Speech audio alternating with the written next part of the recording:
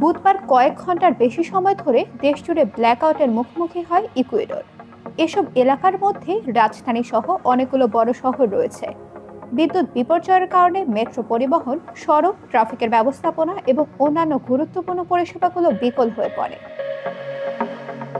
স্থানীয় সময় বিকাল ৩টার পর হঠাৎ বিদ্যুৎ বিপর্যয় ঘটে ইকুয়েডরে। এমন পরিস্থিতিতে বিদ্যুৎ পরিচালিত পাতাল রেলও আকস্মিকভাবে বন্ধ হয়ে যায়। রাজধানী কুইটোর পাতাল রেলে আটকা পড়ে শত শত লোক। অন্ধকার মেট্রো টানেলে পায়ে হেঁটে বের হতে ভোগান্তিতে পড়তে হয় তাদের। গোটা দেশের ৯৫ ভাগ পরিষেবা চালু করতে অন্তত ৩ ঘন্টা সময় অপেক্ষা করতে হয় ইকুয়েডরকে। রাজধানী কুইটোতে প্রায় ৩০ লাখের বসবাস। বিদ্যুৎ বিপর্যয়ের ফলে শহরের নিরাপত্তা নিশ্চিত করতে মোড়ে মোড়ে পুলিশ মোতায়েন করে সরকার। রাতে যেসব শিক্ষা প্রতিষ্ঠানে ক্লাস হয় সব বাতিল ঘোষণা করে কুইটোর শহর কর্তৃপক্ষ।